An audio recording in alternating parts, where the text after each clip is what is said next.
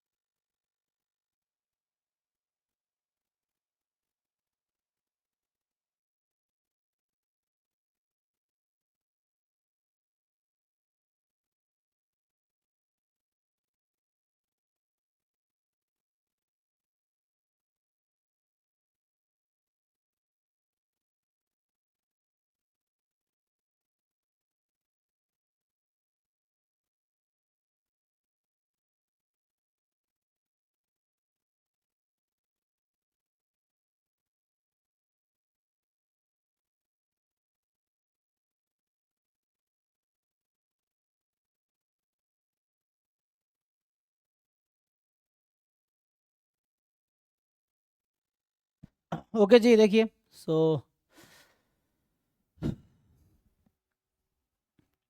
पहले 10 क्वेश्चन तो आपको बताइए एप्टीट्यूड का है।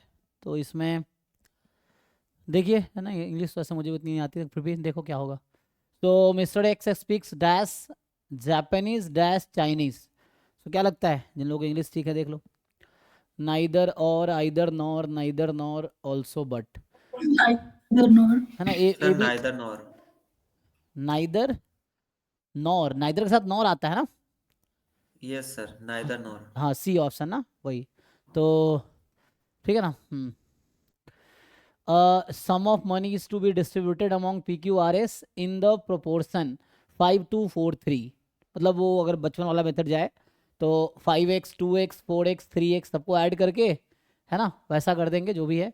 तो कह रहा है कि if R gets 1000 more than S, तो अगर इसको हम देखें, so what is the share of Q. तो बाकी आप लोग अपने तरीके से कर सकते हैं, जो भी आपको टेक्निक आता है, शॉर्टकट आता है, उससे भी कर सकते हैं आप, ठीक है। बाकी है ना, एप्टीट्यूड में फिर से कहूँगा, ये 15 मार्क्स का कंट्रीब्यूशन है गेट स्टैटिस्टिक्स में, और हर गेट के पेपर में, चाहे गेट का कोई भी पेपर लो, 15 मार्क्स का एप्टीट्यूड आता ही है। तो वो है 15 मार्क्स, है ना, 15% हो गए 2000। मार्क्स। हाँ, 2000 आया। ओके, तो देख लीजिए सब लोग। तो मैं भी कह रहा हूँ, जैसे मान लो एस है ना, तो यहाँ पे PQRS, तो वैसे तो R का शेयर हो गया 4x, है ना। एंड और S का क्या है 3x। अगर मैं x ले रहा हूँ प्रोपोर्शनल क्वांटिटी, तो क्या हो जाएगा टोटल।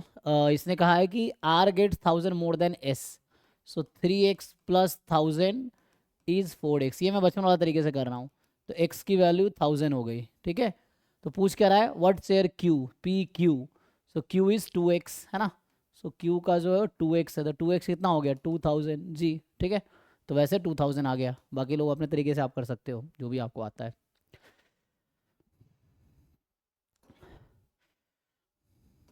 देखिए, सो आगे जो है थर्ड क्वेश्चन में क्या है कि a trapezium has vertices marked as PQRS in that order anti-clockwise, okay, and the side PQ is parallel to side SR। तो ये एक ट्रेपेजियम है। ट्रेपेजियम में क्या होता है कि इस तरह से कुछ रफली ऐसा वो शेप होगा। तो in that order PQ is parallel to SR, तो PQRS, और PQ 11 है, RS 6 है। तो ये आर एस होगा, है ना। सो क्लॉकवाइज एंटी क्लॉकवाइज, है ना, एंटी क्लॉकवाइज। सो पी क्यू आर एस, और पैरेलल क्या है, पी क्यू पैरेलल है आर एस के, पी क्यू आर एस, ठीक है, anti clockwise. And P Q R S हो गया। और आपको बता रखा है पी क्यू का लेंथ 11 है, एस आर जो आर एस है वो 6 है, क्यू आर 4 है, एस पी 3 है।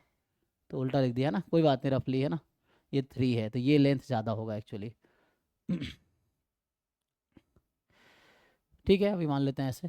सो नाउ पूछ क्या रहा है, what is the shortest distance between P Q and S R. P Q and S R, P Q and S R, इसके बीच का शॉर्टेस्ट डिस्टेंस क्या है ये। हालांकि हाइट तो इक्वल ही रहेगा, तो ये हाइट आपको निकालना है एक्चुअली, ना। मान लो यहाँ पे m हो गया, ये पॉइंट, ये n हो गया, तो एस एम का लेंथ निकाल सकते हैं या आर एन का लेंथ निकाल सकते हैं, ये आपको निकालना है कितना होगा, है ना। शॉर्टेस्ट मतलब वर्टिकल डिस्टेंस। तो मुझे लगता है दो तरह से एरिया निकालो, इक्वेट कर दो, जो हम बचपन में करते थे स्कूल में, कि एक तरीके से टोटल एरिया निकाल लो एक पार्ट में करके, फिर दोनों को इक्वेट कर दो, तो वहाँ से आपको हाइट मिल जाएगी। एक डायरेक्ट फार्मूला क्या होता है, डायरेक्ट फार्मूला होता है half into sum of parallel sides into height, यही ना एरिया का फार्मूला होता है एक तरीके से आप। और आप एक दूसरे तरीके से निकालिए, जैसे ये 6 है तो ये भी 6 होगा, क्योंकि ये तो परपेंडिकुलर लाइन ड्रॉ किया हमने, तो ये 6 है, तो ये दोनों मिला के 4 होगा। और इक्वल ज़रूरी नहीं है ना, तो ये अगर 6 5 11 ना, तो अगर ये मान लो कुछ ऐसा है, जो भी आप लेंगे x लेंगे, तो ये 5 माइनस एक्स होगा, है ना। तो इस तरह से वैसा है, हाइट तो दोनों का इक्वल ही है, जैसे मान लो ये हाइट y है, लेट से ये y, तो ये भी y ही होगा, इस तरह से। सो आप टू डिफरेंट वे में एरिया निकाल के इक्वेट कर दीजिए, तो एक्स वाई की वैल्यू नहीं, अच्छा दो वेरिएबल ले लिया मैंने, कोई दिक्कत नहीं है, और उसके अकॉर्डिंग आ जाएगा। कर पाएंगे, देखिए करके, ट्राई करके।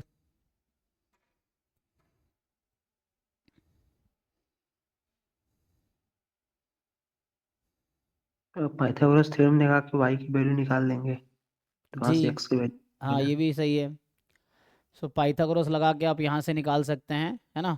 ये 3 है, ये x है, तो ये आपका आ जाएगा रूट अंडर कितना, हाइपोटेनस x है, सो 9 माइनस एक्स स्क्वायर, यही ना। और इस तरीके से जब आप y निकालेंगे, इस तरीके से आप y निकालेंगे, तो यहाँ आएगा रूट अंडर, यहाँ हाइपोटेन्यूस आपका 4 है, तो 16 माइनस 5 माइनस एक्स का होल स्क्वायर, यही ना। और दोनों y को इक्वेट कर देंगे तो शायद x आ जाएगा,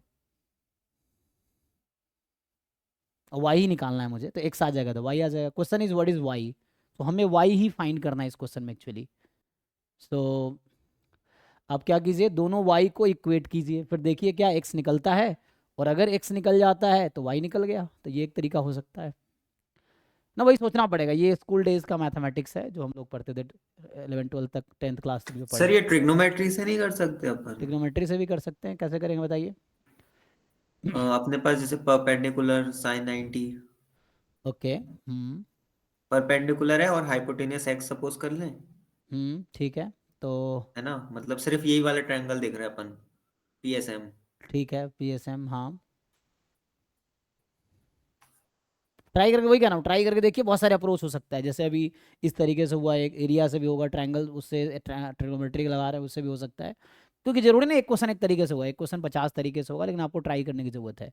देखिए कौन सा तरीका वर्क करता है, नहीं तो फिर कल डिस्कस करते हैं आगे, पहले आप ट्राई करके आइए, फिर देखते हैं। x की वैल्यू 1.8 आ रहा है। अच्छा आ गया, तो x की वैल्यू अगर 1.8 आ गया, तो इसका मतलब है कि आपको y चाहिए था एक्चुअली, है ना। x तो हमने वो लिया था ना, हमें तो हाइट चाहिए y, तो y एक तरीके से आया था कितना, 9 माइनस एक्स स्क्वायर।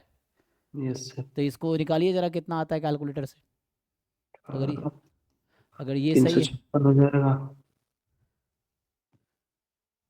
ना, उस तरीके से कुछ आ जाएगा फिर।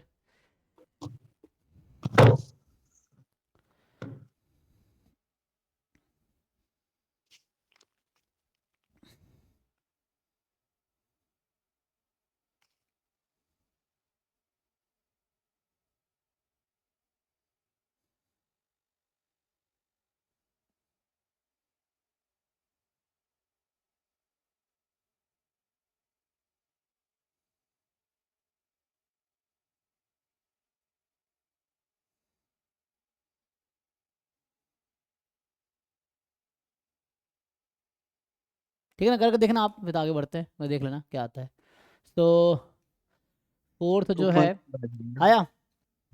हाँ 500 5.76 आ रहा रूट में। अच्छा 5.76, मतलब ये सही आंसर आपका आ रहा है, डी आ रहा है ना, बाकी लोग देख लीजिए, ठीक है। 2.4 रूट ओवर है ना। अच्छा उसका रूट ना, तो ये बी आ रहा है, बॉम्बे है ना। तो हम्म, ठीक है जी, तो 3 का आंसर बी है, वो सिंपल पाइथागोरस लगाया तो उससे इनके जिन्होंने कहा उस तरीके से किया हमने, ठीक है। फोर्थ जो है कि the figure shows a grid formed by a collection of unit squares, the in sorry unshaded unit square in the grid represents a hole. तो आपको बोल रहा है कि है ना, यहाँ शेडेड है, कितना है, 1 2 3 4, 4x4 का है, राइट। सो 4x4 का आपके पास एक ग्रिड है, and what is the maximum number of squares without a hole in the interior that can be formed within the 4x4 grid using the unit squares as building blocks? Okay पहले तो question समझिए क्या कहना चाह रहे हैं, ठीक है ना। एक ग्रिड बनाया जा रहा है, यहाँ कितने हैं, 1 2 3 ना, 4, 4x4 का है ना, तो 16 यहाँ पे बॉक्स होंगे, लेकिन एक इसमें जो लिख रखा है वो है ना जो अनशेडेड है। So what is the maximum number of squares without a hole in the interior? So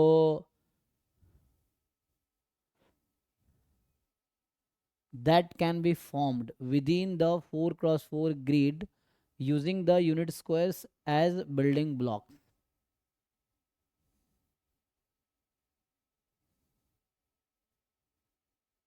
समझिए क्या कहना चाह रहा है।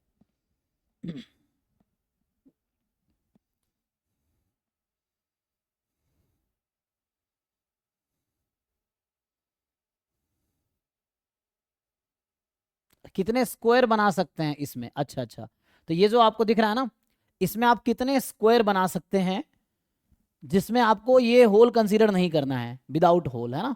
मतलब ये जो हमारे पास है, तो ये जो वाइट रीजन आपको दिख रहा है उसको यूज नहीं करना है, बिना वाइट रीजन यूज किए कितने स्क्वायर बना सकते हैं, ऐसा कहना चाह रहा है।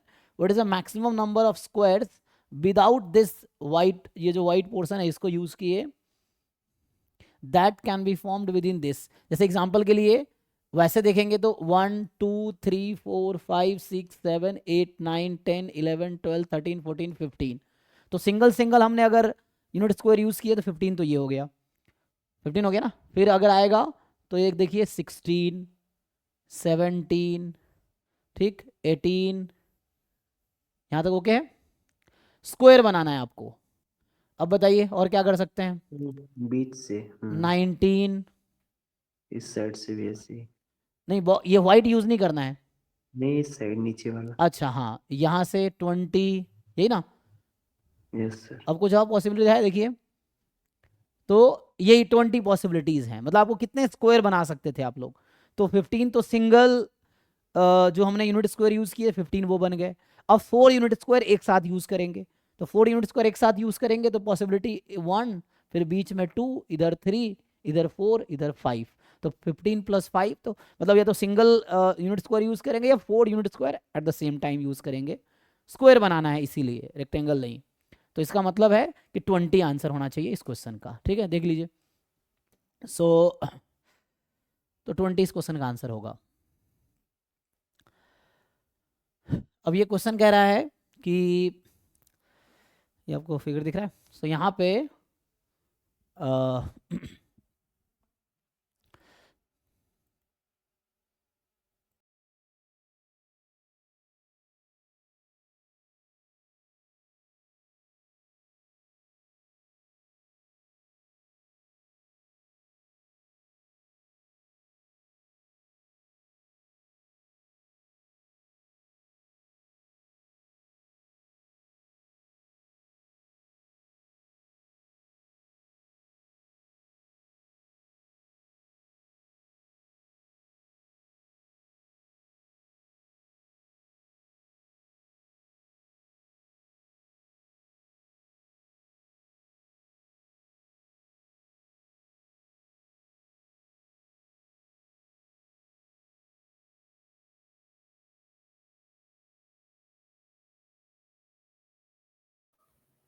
Sir Q and S.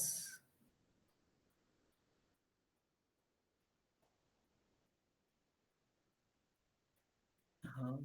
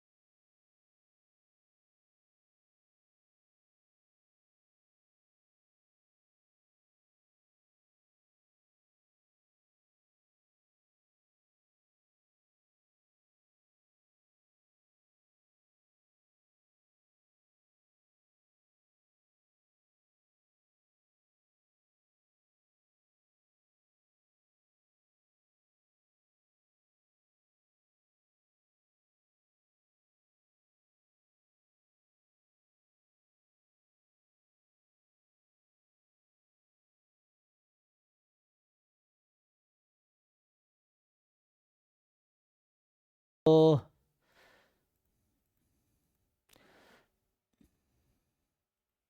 Next जो हमारे पास है 6th क्वेश्चन, ये कह रहा है, ये भी ऐसे रीड करना है लेकिन आपको वो मुझे लगता है अलाइन करना है, कुछ ऐसा देखते हैं। So mosquitoes pose a threat to human health. Controlling mosquitoes using chemical may have undesired consequences. In Florida, authorities have used genetically modified mosquitoes to control the overall mosquito population. It remains to be seen if this novel approach has unforeseen consequences. So, which one of the following is correct logical inference based on information in the above passage?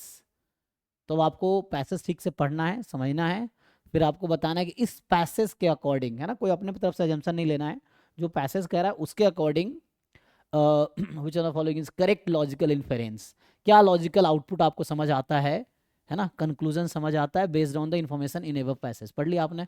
फिर ये 4 options होंगे।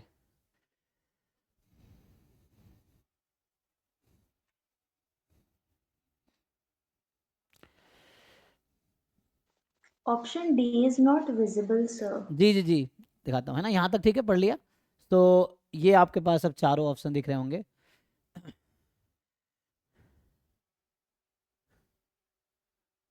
है ना, aptitude net में भी आता है, gate में भी आता है। नेट में आई थिंक 30 मार्क्स के आते हैं, तो 15 क्वेश्चन 2 मार्क्स के अटेम्प्ट करने होते हैं।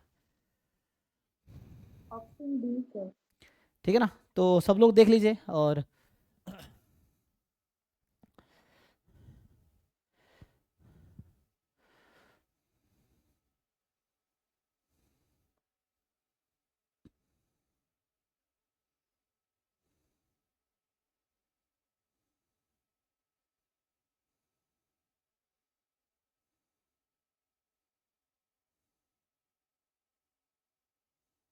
हाँ, सो समझ आ रही है, सिंपल यहाँ लिखा हुआ है कि noble approach has unforeseen consequences, पता नहीं है, तो डी होना चाहिए ना, जैसे आप कह रहे हैं, देख लीजिए।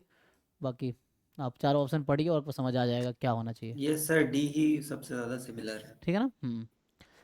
नेक्स्ट देखिए, ये भी तो बच्चों वाला सवाल है ना, जो हम लोग लोअर क्लास में करते थे, कि consider the following inequalities, 2x minus 1 more than 7, 2x minus 9 less than 1. Which one of the following expressions below satisfy the above two inequalities? Solve कर लेंगे, देखिए बताइए, इजी है, करके देखिए, हो जाएगा, है ना। यहाँ से जब आप सॉल्व करेंगे तो आपको मिलेगा x मोर देन 8/2 4, और यहाँ से जब सॉल्व करेंगे तो x लेस देन 9 to 10/2 5, ऐसा कुछ है। सुनाओ, होगा क्या? 4 5, तो एक कह रहा है 4 से ज़्यादा है, एक कह रहा है 5 से कम है, तो इंटरसेक्शन क्या है?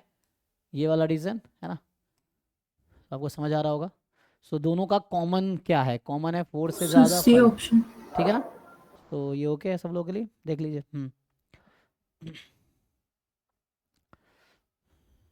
ठीक है ना, इंटरसेक्शन लेना है, ये एंड है, यस सर। ठीक है, हाँ।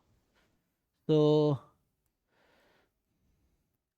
ये कह रहा है आपसे कि 4 पॉइंट्स आपको दे रखे हैं 0 1 0 -3 -2 -1 S 2 -1 represent the vertices of a quadrilateral what is the area enclosed by the quadrilateral. जैसे आप ग्राफ बनाइए और इजीली आ जाएगा आंसर, है ना। आप ग्राफ बना के देखिए, मतलब जैसे 2 by 2 का आप ये बना लीजिए, मतलब प्लेन बना लीजिए XY plane, and now just point locate करके ज्वाइन कर दीजिए, फिर आपको आंसर मिल जाएगा।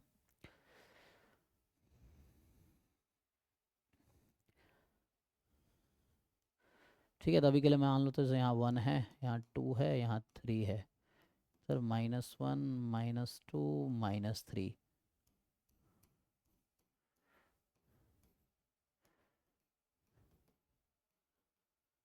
ऐसा है ना। सो पॉइंट क्या है 0 1 x0 y1, तो एक तो ये पॉइंट है, एंड 0 -3 x0 y -3 ये पॉइंट है, फिर -2 -1 x -2 y -1, सो इस तरह से कुछ होगा, है ना। And then x2 y -1, x2 है y -1 है, तो ये है। तो इसको आप यहाँ से ज्वाइन करेंगे, इसको यहाँ से, इसको यहाँ से, इसको यहाँ से, सो इट सिम्स स्क्वायर है जी, देख लो। क्योंकि ये जो लाइन है ना ये पैरेलल है इसके, और ये लाइन इसके है, ये वर्टिकली इंटरसेक्ट कर रहा है, ठीक है। तो क्या आप लोग एरिया निकाल पाएंगे? निकाल लीजिए, है ना। This point was 2 -1, this was x -2 y -1, है ना। एंड ये है आपका 0 1 और ये है 0 -3, और वैसे भी है ना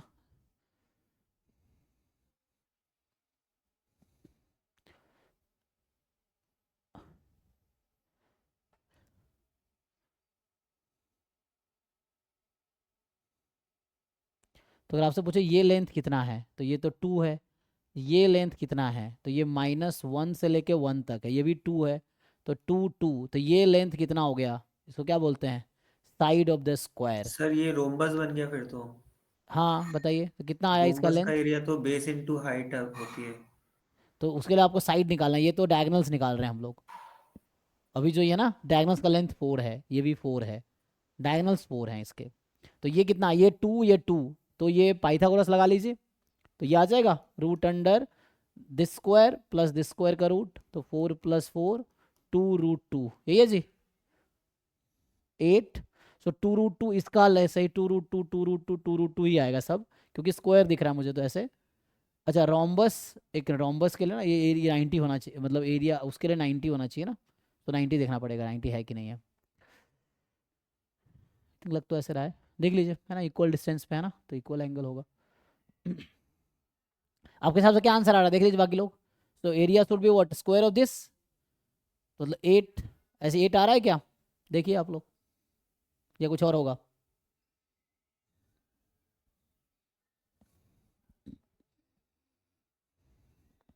यस सर 80 होगा। ठीक है ना। बाकी लोग देखिए कुछ और लग रहा था, बताइए। मैंने प्लॉट कर दिया है, आपको इसका एरिया निकालना है जो आपको क्वाड्रिलेटरल दिख रहा है ना, क्योंकि चारों साइड इक्वल है इसका, और अगर आप ऐसे देखेंगे तो ये एंगल और ये एंगल इक्वल है, ठीक है ना, ये 90 है 90, तो ये एंगल और ये एंगल भी इक्वल ही होगा। अच्छा अगर मैं इसको शिफ्ट करता 1 यूनिट अप तो क्या होगा, वैसे ही होगा।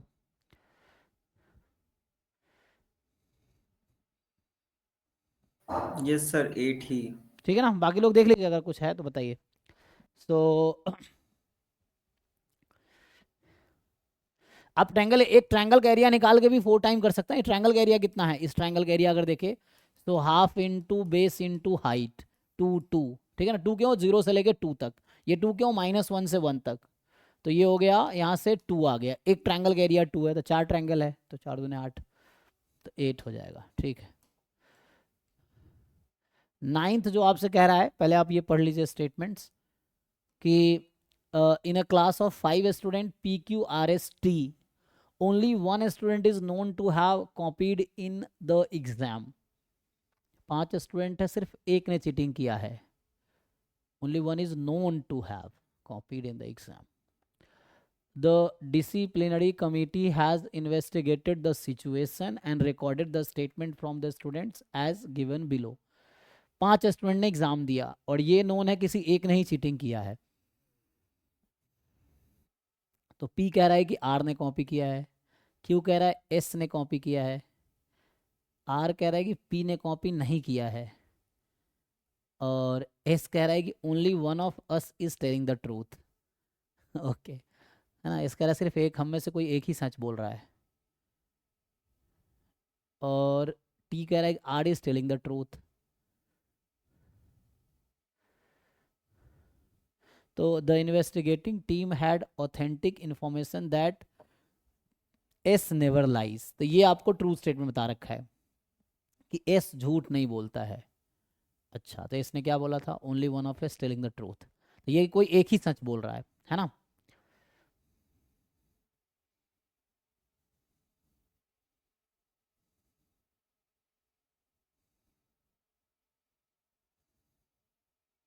तो सिर्फ यही तो सच बोल रहा है, मतलब बाकी सब झूठ बोल रहा है, क्योंकि ऑथेंटिक इन्फॉर्मेशन क्या है? एस नेवर लाइज, तो एस सच बोल रहा है, और ये खुद कह रहा है कि सिर्फ एक ही हम में से सच बोल रहा है, जिसका मतलब यही है जो सच बोल रहा है, तो बाकी सब फॉल्स स्टेटमेंट है। अब कंक्लूजन निकाल लो आप। इसने कहा ना एस नेवर लाइज, तो ये बोला कि सिर्फ एक ही हम में से सच बोल रहा है, और वो खुद है वो, तो बाकी सब झूठ बोल रहा है। अब कंक्लूजन निकालो आप।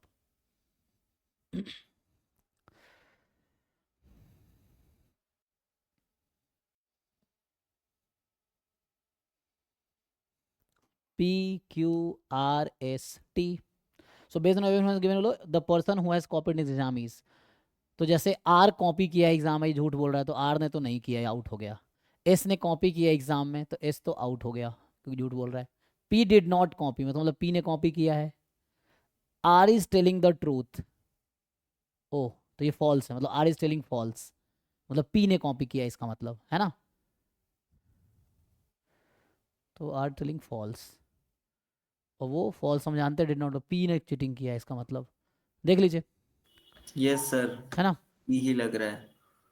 क्योंकि इसने डिड नॉट कॉपी कॉपी, और ये बोल रहा है आल टेलिंग द ट्रूथ, क्योंकि ये भी झूठ ही बोल रहा है ना, क्योंकि जो बोल रहा है वो फॉल्स स्टेटमेंट है। इसका मतलब उल्टा करोगे तो आर इज टेलिंग फॉल्स, हाँ सर भाई। तो वही हो जाएगा, ठीक है ना। तो इसका मतलब P ने चीटिंग किया है। बाकी लोग देख लीजिए अपने हिसाब से, आपको अपने लॉजिक लगाइए।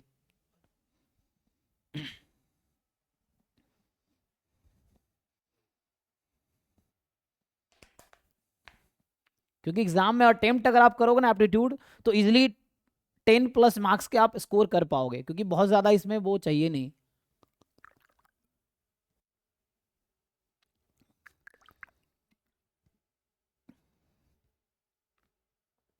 मतलब एक्सपर्टीज नहीं चाहिए, है ना, जनरल अवेयरनेस, जनरल इन्फॉर्मेशन पे रहता है।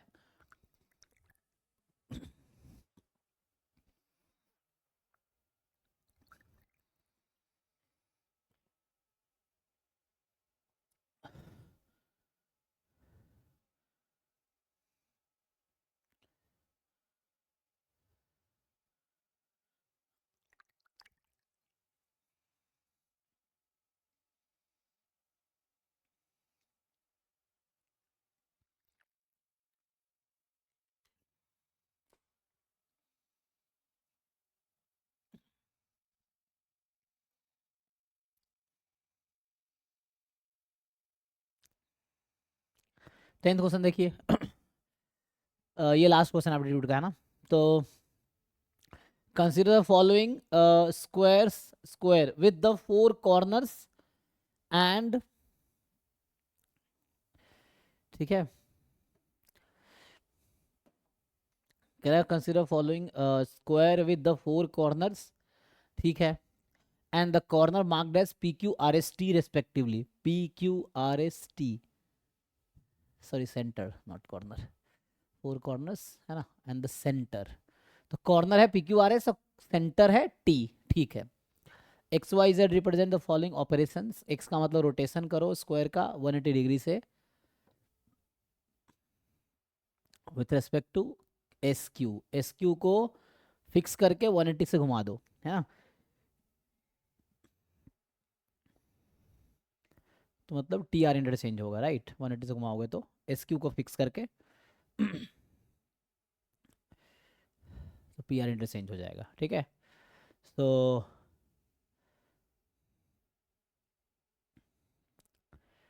वाई का मतलब rotation of square by 180 degree with respect to P R axis. P R को फिक्स करके 180 से घुमा दो तो एस क्यू इंटरचेंज हो जाएगा।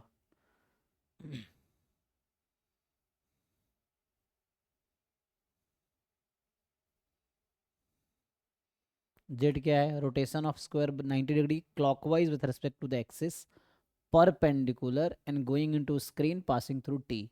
तो मतलब ये जो है ना, ये मतलब वर्टिकल जैसे मेरा पेन है, तो इसके रिस्पेक्ट में 90 से घुमाने हैं, ऐसा।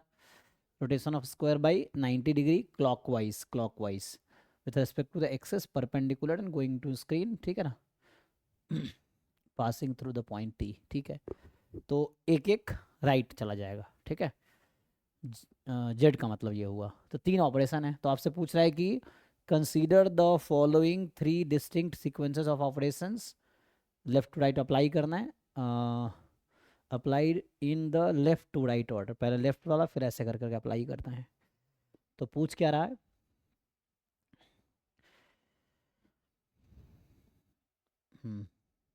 सो which one of the following statement is correct as per the information provided above.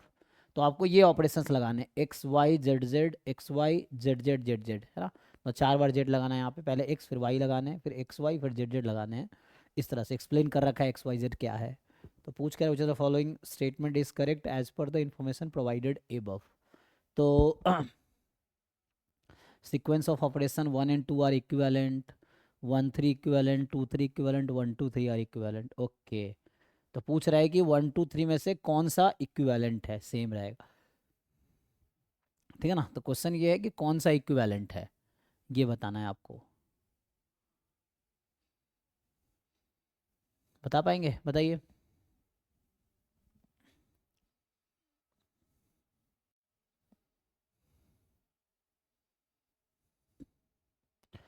सो होगा क्या, देखिए ध्यान से। जैसे एक्स कर क्या रहा था, जो हमारे पास स्क्वायर है ना, P Q R S, P Q R S T, यही है ना। तो एक्स जब ऑपरेट करते हैं तो होगा क्या, जब एक्स आप ऑपरेट करेंगे तो ये क्या चेंज होगा। इसने एक्स कहा था कि स्क्वायर को रोटेट को बेसिस तो एक्स क्यू, तो एस क्यू को फिक्स रखो, तो यहाँ आर आ जाएगा, यहाँ पी आ जाएगा, एस ऐसे ही, क्यू ऐसे ही, टी ऐसे ही, ये ऑपरेशन होगा, है ना। ये एक्स का मतलब है। सिमिलरली वाई जेड आपको समझ आ रहा होगा। जैसे ये अगर स्क्वायर है और अगर आप वाई लगाएंगे तो क्या चेंज आएगा। तो जैसे अगर है पी क्यू आर एस और इधर है टी, तो वाई अगर लगाएंगे तो क्या होगा। तो वाई अगर लगाएंगे तो, है ना, square by 180 with respect to P R से, तो यहाँ क्यू यहाँ एस आ जाएगा, है ना। बाकी तो ऐसे ही रहेगा। एंड जेड लगाएंगे तो 90 से रोटेट कर रहा है, तो जेड में क्या हो रहा है कि पी क्यू आर एस, यहाँ है टी, इसको अगर आप जेड ऑपरेट करेंगे तो ये कन्वर्ट होगा, अब वर्टिकल, है ना, टी यहीं पे है, टी के अराउंड 90 डिग्री क्लॉकवाइज घुमा रहे हैं, तो पी क्यू आर एस ऐसा हो जाएगा, 90 डिग्री क्लॉकवाइज घुमा दिया। सो पी स्विफ्ट क्यू पे आ गया, क्यू आर पे चला गया, एंड सो ऑन, ठीक है। तो ये आपके पास पी क्यू आर मैंने लिख दिया, मतलब एक्स वाई जीरो ऑपरेशन लिख दिया। अब आपको ये अप्लाई करना है, एक बार एक्स फिर उसी पे जो आया, फिर वाई, फिर जो आया उस पे जेड, फिर आया उस पे। ये वैसा है जैसे मैथ में हम लोग कॉम्पोजिशन पढ़ते हैं ना, कॉम्पोजिशन ऑफ फंक्शंस, उस टाइप का कुछ है। तो ऑपरेट करना है आपको। तो ये एक ऑपरेशन है जो हमने किया, ये डोमेन है, इसका इमेज ले रहे हैं जेड में, ये बना। तो जैसे जेड जेड जेड जेड सोचिए क्या होगा, मैं चलो जेड जेड की बात करता हूँ। तो एक बार जेड लगाया, दूसरी बार लगाएं क्या होगा, तो जब एक बार लगाया तो पी क्यू पे आया, दूसरी बार में पी यहाँ आ जाएगा, तीसरी बार में यहाँ, चौथी बार में वापस अपने पोजीशन पे आ जाएगा, है ना। 1 ऑपरेशन 2 3 4, तो मतलब 4 बार जेड लगाने का मतलब है उस स्क्वायर को खुद पे मैप करना, यही मतलब है ना। देखिए जेड जेड जेड जेड का मतलब कि खुद पे मैप हो जाएगा, वापस वही आ जाएगा जो शुरू में है। तो ये आइडेंटिटी फंक्शन टाइप का है कि वो स्क्वायर को वापस खुद ही बना देगा। तो जेड जेड जेड लगाने का मतलब है खुद पे ले आना। ओके, अब एक्स वाई लगाने का क्या मतलब है, पहले एक्स फिर वाई। सो एक्स फिर वाई, एक्स लगाने का मतलब है कि पी आर को इंटरचेंज करना, और वाई लगाने का मतलब है ना, पी आर इंटरचेंज करना, और इसका मतलब है इसको इंटरचेंज करना, दोनों इंटरचेंज हो जाएंगे। तो एक्स वाई जब आप लगाएंगे तो ऐसा कुछ होगा, जैसे ये है मेरे पास अभी एग्जांपल के लिए, है ना। तो पी क्यू कहाँ था, पी क्यू आर एस ना, आर एस, इस पे आप लगाओ एक्स वाई, पहले एक्स फिर वाई। तो एक्स लगाओगे तो एक्स तो लगा ही रखा है मैंने, है ना।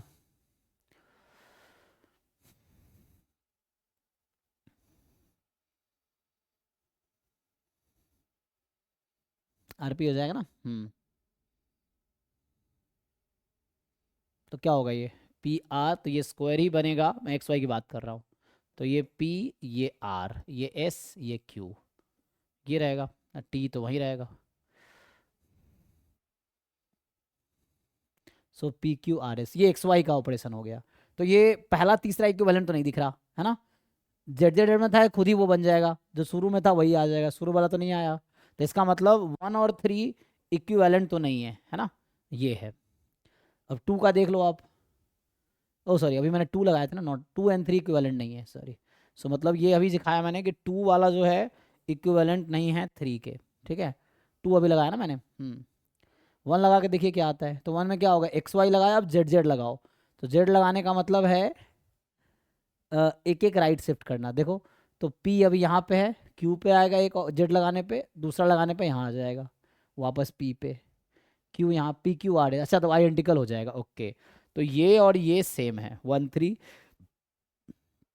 मतलब X Y Z Z operate करोगे तो वापस जो इनिशियल स्क्वायर है वही बन जाना है, और जेड जेड जेड जेड में भी, तो मतलब 1 और 3 जो है इक्विवेलेंट है। सो 1 इक्विवेलेंट है 3 के, ठीक है, ये कंक्लूजन आया मेरा। ठीक है जी, आप लोग देख लीजिए अप्लाई करके। तो यहाँ एक्स वाई तो लगा ही रखा है, मैं कह रहा हूँ अब एक्स वाई जेड जेड लगा दो 2 बार। तो जेड लगाने से क्या हो रहा है कि 90 डिग्री से रोटेट, पी अभी यहाँ है, एक जेड लगाएंगे यहाँ जाएगा, दूसरा जेड पे यहाँ आ जाएगा, फिर क्यू ऐसे ही उधर चला जाएगा, पी क्यू आर एस है, ये 90 90 2 बार रोटेट होगा, तो उस तरह से आ जाएगा, ठीक है।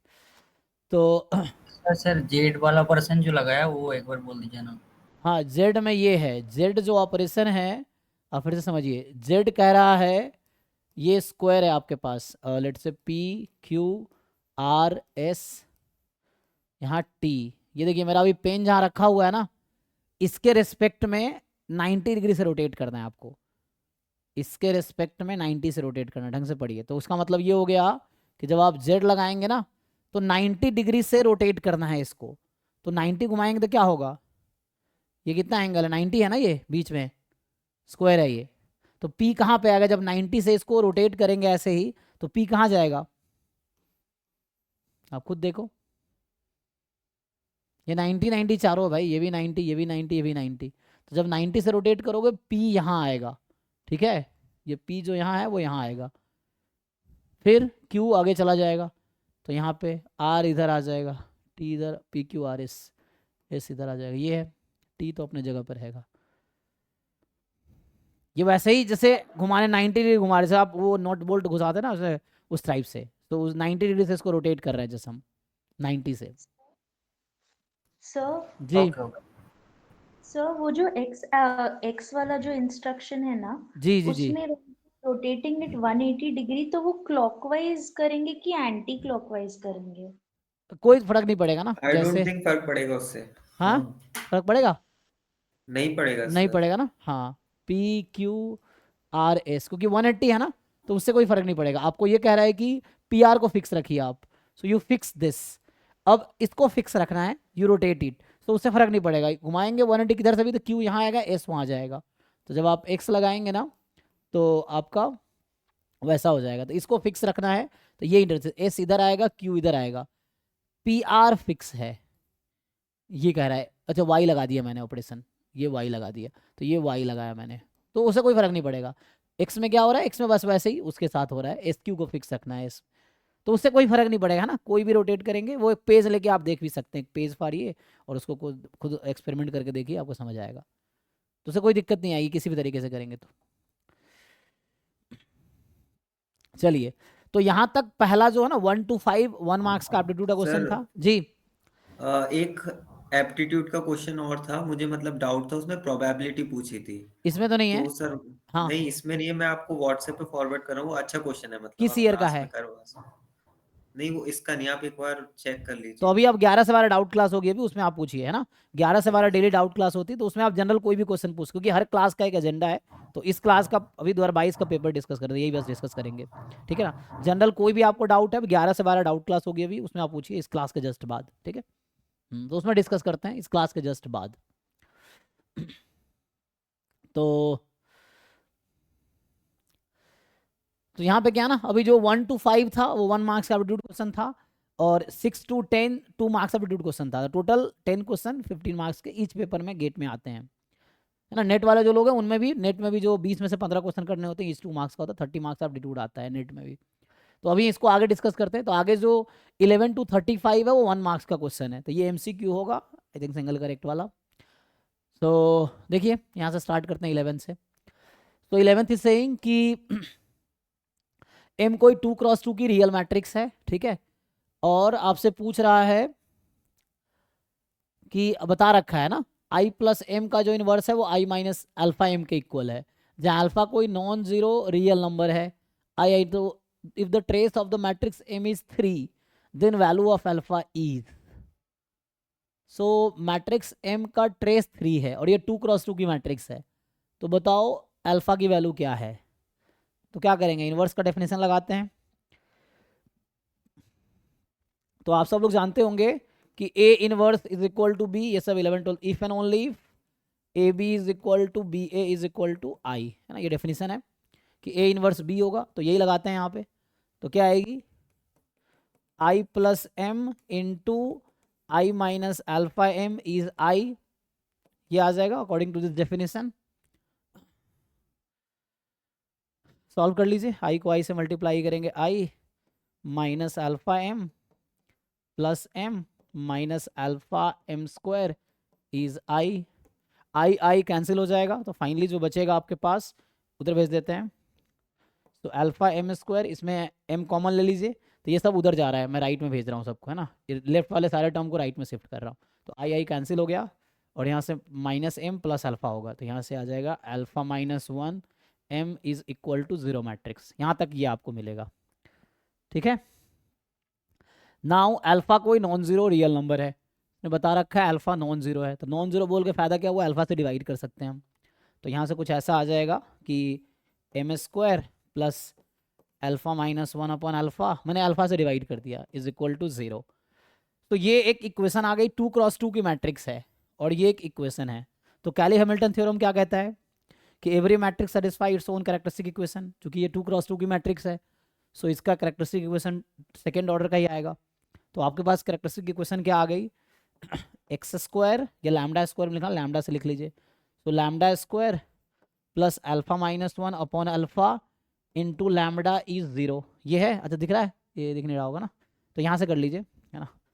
मैं कह रहा हूँ इसका जो कैरेक्टरिस्टिक इक्वेशन है, यहाँ से लिख रहा हूँ मैं, लैम्डा स्क्वायर प्लस में alpha minus 1 upon alpha into lambda is 0। अब मुझे बताइए इस इक्वेशन को सॉल्व करके लैम्डा की 2 वैल्यूज आएंगी, वो क्या क्या आएंगी, एक तो 0 आना है, क्वाड्रेटिक है, और एक आएगी 1 minus alpha upon alpha. Agree करते हैं आप लोग। तो ये दोनों इसका रूट है, और कैरेक्टरिस्टिक इक्वेशन का रूट क्या होता है, कैरेक्टरिस्टिक वैल्यू, जिसको आप आइगन वैल्यू भी बोलते हैं। तो इस मैट्रिक्स के पास 2 आइगन वैल्यूज होंगी, क्योंकि 2x2 का है, और वो मुझे पता चल गया क्या क्या है, एक 0 है, एक ये नंबर है। और हमें अलग से बता रखा है इन्होंने कि ट्रेस जो है मैट्रिक्स का वो 3 है, और ट्रेस क्या होता है, सम ऑफ आइगन वैल्यू। तो कहने का मतलब हमें बता रखा है 0 plus this is equal to 3। तो बताइए आप लोग अल्फा क्या होगा, यही क्वेश्चन है आपसे, सॉल्व करके बताइए। तो इन दोनों का सम जो है 3 के इक्वल है, तो अल्फा की वैल्यू क्या होगी, 1/4। 1/4, ठीक है। कोई डाउट है तो पूछिए, किसी को कोई डाउट है तो बताइए। तो इनवर्स के डेफिनेशन से कैरेक्टरिस्टिक इक्वेशन आ गया, कैरेक्टरिस्टिक इक्वेशन से आइगन वैल्यूज आ गई, आइगन वैल्यू से ट्रेस आ गया, ट्रेस हमें दे रखा था तो उससे अल्फा की वैल्यू आ गई। ठीक है, थ्योरम्स यूज हो रहा है बार बार, अलग अलग थ्योरम्स यूज हो रहे हैं, डेफिनेशन थ्योरम्स। चलिए इस पे आते हैं। ये तो हमने क्लास में किया था ना, ये उसका किसका है, सिस्टम ऑफ फॉरवर्ड कोल्मोग्रोव इक्वेशन। तो ये जो कोल्मोग्रोव इक्वेशन ये स्टोकेस्टिक प्रोसेस में था, है ना, स्टोकेस्टिक प्रोसेस में जो पॉइजन प्रोसेस है, sorry pure and death process, मतलब बर्थ डेथ प्रोसेस का पार्ट था। तो अगर आप रिकॉर्डेड लेक्चर देखेंगे जो स्टोकेस्टिक हमने किया था, तो उसका लास्ट लेक्चर है मैंने ये डिस्कस किया था, क्योंकि इसकी बहुत है ना पूरी स्टोरी बताई थी, प्रूफ भी किया था हमने। तो उसमें आप देखेंगे, मतलब ये डायरेक्ट थ्योरम है जिसका मैंने क्लास में प्रूफ करके दिखाए थे, है ना, कि कैसे ये आता है। तो इस तरह से देखिए क्या इक्वेशन बना था उस समय, क्योंकि इसमें कुछ है ना ऐसा, आप याद है तो कर पाएंगे, नहीं तो क्लास एग्जाम में ड्राइव करना इज वेरी डिफिकल्ट टास्क, है ना, ये है तो आपको याद रखना पड़ेगा, अदरवाइज क्योंकि ड्राइव है ना, हमने पूरी एक क्लास में एक ही क्वेश्चन ड्राइव किया था पूरा, लगभग 1-1.5 घंटे में, ये है।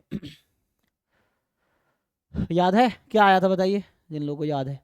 तो ये प्योर डेथ प्रोसेस है ना, लीनियर प्योर डेथ प्रोसेस है विथ डेथ रेट, म्यू आई जो है 5i है, and suppose that P I जो है xt इज i, तो इसका मतलब है i जो है आपका स्टेट स्पेस का मेंबर है ना, t इज द टाइम, तो पी आई है probability of system being in state i।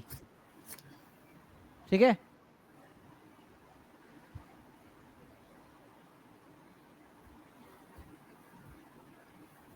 तो प्योर डेथ प्रोसेस में क्या होता था, जो प्योर डेथ प्रोसेस में बर्थ नहीं होगा ना, तो बर्थ रेट 0 है।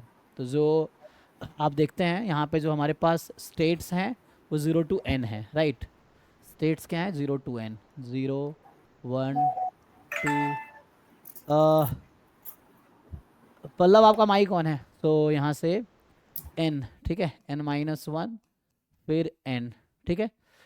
तो ये आपके स्टेट्स हैं, स्टेट स्पेस, तो स्टेट्स 0 to, तो डेथ प्योर डेथ प्रोसेस है, लीनियर प्योर डेथ प्रोसेस, जिसमें यहाँ से स्टार्ट होगा, तो ये होगा हम लोग बर्थ रेट को क्या ले रहे थे लैम्डा, डेथ रेट को म्यू ले रहे थे, तो यहाँ लैम्डा ले रहे थे, तो चलो डेथ रेट इधर से कर देता हूँ ना, तो ये लैम्डा n इसका नाम रख रहे थे ना, mu n not lambda, so mu n, lambda birth rate ले रहे थे, फिर यहाँ चलता रहेगा ना, तो ऑन यहाँ आएगा म्यू n-1, यहाँ से हो जाएगा म्यू 2, और ये है म्यू 1, ठीक है।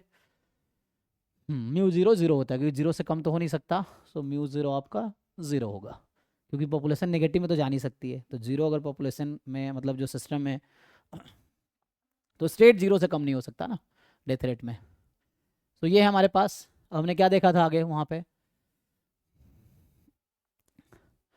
तो ये क्या कह रहा है, इसका ज़रा समझिए, ये पहले तो कंडीशन से हमने एलिमिनेट किया था एक को, है ना, यहाँ कह रहा है क्या, इसका क्या मतलब था वहाँ के ध्यान से देखिए, Pn0, इसका मतलब प्रोबेबिलिटी सिस्टम इज इन, है ना, क्या स्टेट n, दिस इज 1।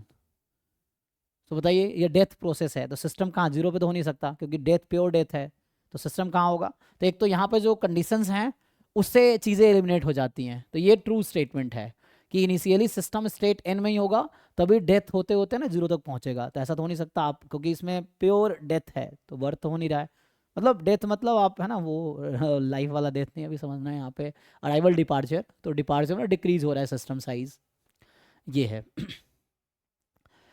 तो ये है, बाकी जो इधर अगर देखेंगे सी डी ऑप्शन अगर आप देखेंगे, तो जो सी डी ऑप्शन है उसमें क्या दे रखा, अब ये देखिए सी डी ऑप्शन में है Pn0 इज 0, Pn0 इसका मतलब Pn0 वही है Pn0, है ना, सो ये 4 ऑप्शन है, तो एक तो प्योर डेथ के डेफिनेशन के बेस पे हम ये रिजेक्ट कर लेंगे, ये कह रहा है कि जो सिस्टम है वो स्टेट 0 में है, इसकी प्रोबेबिलिटी 0 है, अच्छा एक मिनट, तो ये तो स्टेट अच्छा n में है नॉट 0 में, स्टेट n में है उसकी प्रोबेबिलिटी 0 है, तो ये तो फॉल्स है, तो ये कंडीशन ही फॉल्स है, तो 2 ऑप्शन तो ऐसे ही आउट हो जाता है, ठीक है ना, तो सी डी ऐसे आउट हो गया इस कंडीशन के अकॉर्डिंग। सर Pn0 के मतलब स्टेट n पर है? वो डिफाइन कर रखा है N0 क्वेश्चन में, आप ध्यान नहीं दे रहे हो, ये चीज़ें क्वेश्चन में डिफाइंड है, हम नहीं अपनी मर्जी से नहीं डिफाइन कर रहे हैं, आप ध्यान से देखिए, PIT का क्या मतलब है, अब बताओ इसके अकॉर्डिंग आप मुझे बताओ Pn 0 का क्या मतलब होगा, बताइए मुझे। स्टेट 0 पर है। तो इसको ठीक से अप्लाई करो ना।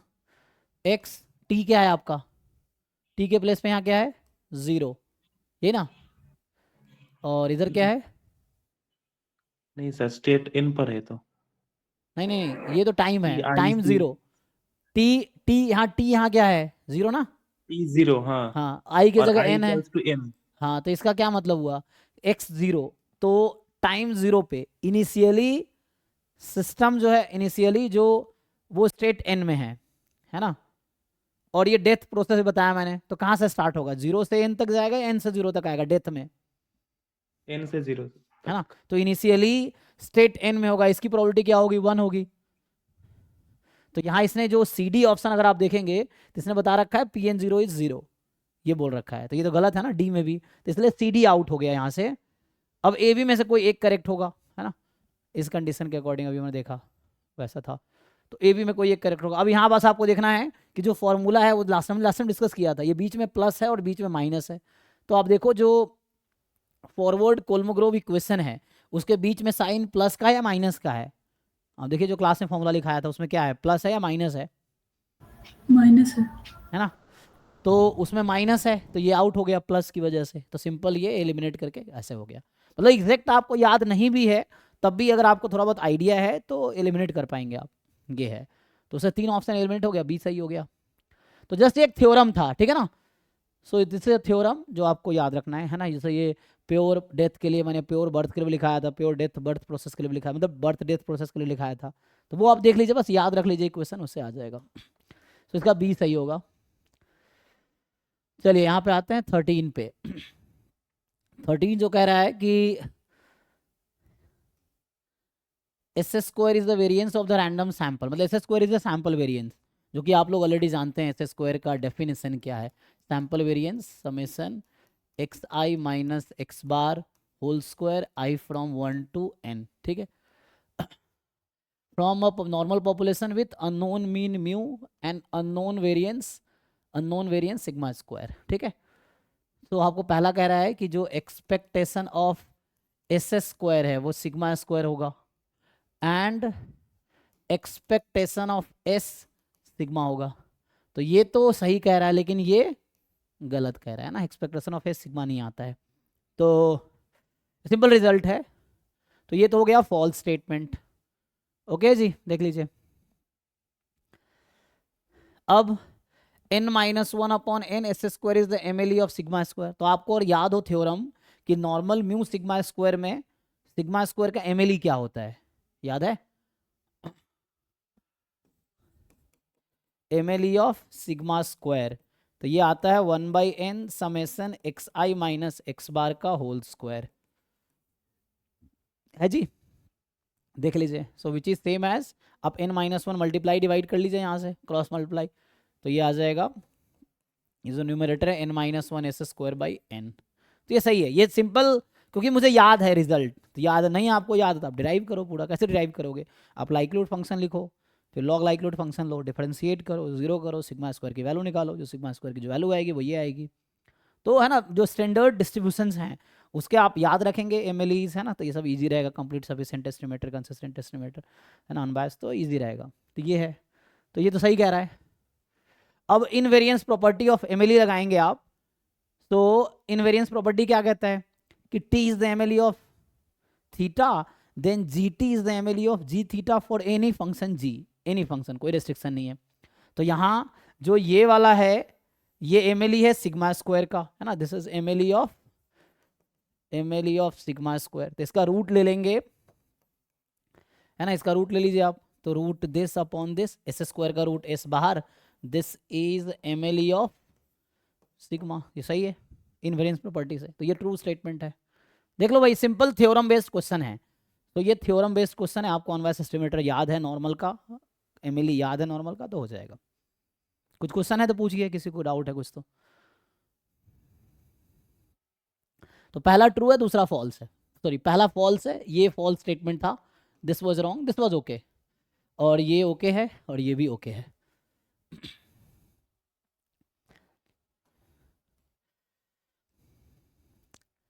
14 देखिए, ये कह रहा है कि आपको 2 वेरिएबल फंक्शन डिफाइन कर रखा है, which of the following statement is true, मतलब सिंगल करेक्ट होगा इसमें। तो एफ बाउंडेड है और उसका जो डेरिवेटिव है वो भी बाउंडेड है, डेरिवेटिव एक्स के रेस्पेक्ट में, मतलब partial derivative of F with respect to X वो भी बाउंडेड है। यहाँ एफ बाउंडेड है, उसका पार्शियल डेरिवेटिव एक्स के रेस्पेक्ट में बाउंडेड है, दोनों फंक्शन बाउंडेड है।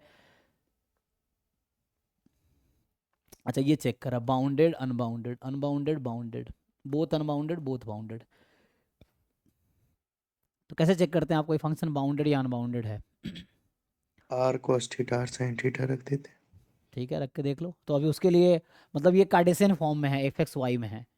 आप ये कह रहे हैं कि ठीक है इसको हम पोलर फॉर्म में कन्वर्ट कर लेते हैं, तो इसके करस्पॉन्डिंग पोलर फॉर्म अगर आप लिखेंगे तो क्या आएगा, है ना। कई सारे अप्रोच होते हैं क्वेश्चंस के। तो अभी del F upon del X जिनको चाहिए तो सिंपली आप क्या करो, आपको अगर del F upon del X चाहिए ना, तो you just differentiate this with respect to X assuming y as a constant, क्योंकि हम सिर्फ x के रेस्पेक्ट में डिफरेंशिएट करें तो y will behave like a constant with respect to x। तो जस्ट आप कोसेंट रूल लगा के डिफरेंशिएट कर लो, ये आ जाएगा। बाकी ये क्या होगा, तो आपको एफ एक्स 0 0 निकाल के देखना पड़ेगा, है ना, कि क्या आएगी। तो लिमिट क्या होती है, h tends to 0 F of H 0 minus F 0 0 upon H. इसको सॉल्व करेंगे आप तो F of H 0 minus F 0 0 upon H, H 0 Y को 0 रखेंगे तो 0 ही आ जाएगा, तो 0 माइनस 0 अपॉन एच, तो ये 0 आ जाना है एट द एंड। तो मतलब ये है कि ये रहेगा 0 जब एक्स वाई 0 0 है। अगर मान लीजिए यहाँ 1 आता एग्जाम्पल के लिए तो मैं यहाँ पे 1 लिखता, ठीक है। तो